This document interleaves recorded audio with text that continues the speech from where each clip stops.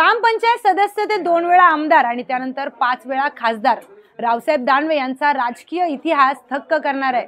विशेष म्हणजे दानवे यांना पुन्हा एकदा जालना लोकसभा मतदारसंघातून 6व्यांदा लोकसभेची उमेदवारी जाहीर करण्यात आली आहे। दानवे यांच्या विरोधात आजही विरोधकांकडे सक्षम उमेदवार नसल्याची चर्चा आहे। त्यामुळे दानवे 6व्यांदा लोकसभेची निवडणूक जिंकणार का हे पाहणं महत्त्वाचं ठरणार आहे।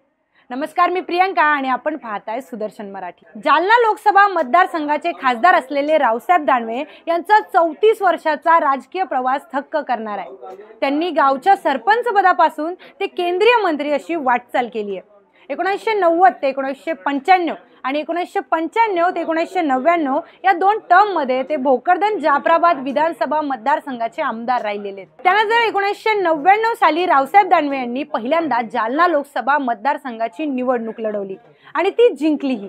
सलग 5 वेळा जालना मतदारसंघातून ते लोकसभेवर निवडून गेले आहेत। पण त्यांच्या विरोधात महाविकास आघाडीत मात्र कोणत्या पक्षाचा उमेदवार उभा राहील याचा प्रश्न कायम आहे।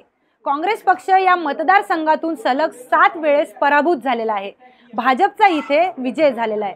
यापैकी दानवे सलग 5 वेळेस विजयी झालेले असून आता त्यांना 6व्यांदा भाजपने उमेदवारी दिलेली आहे। काँग्रेसचा सलग 7 वेळेस पराभव झाला असल्याने यावेळेस महाविकास आघाडीने या मतदारसंघातून शिवसेनेस म्हणजे उद्धव ठाकरे गटाला उमेदवारी द्यावी अशी मागणी कार्यकर्त्यांकडून केली जाते। उद्धव ठाकरे यांच्या शिवसेनेकडून माजी आमदार शिवाजीराव चौथे यांचं नाव समोर येते, तर काँग्रेस पक्षातून माजी आमदार कल्याणराव काळे यांच्या नावाचीही चर्चा दिसून येते।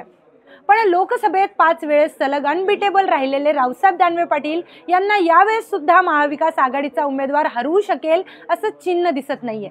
पण मतदारांचा मतप्रवाह कधी कुणाकडे वळेल सांगता येत नाही। शेवटी हे राजकारणच।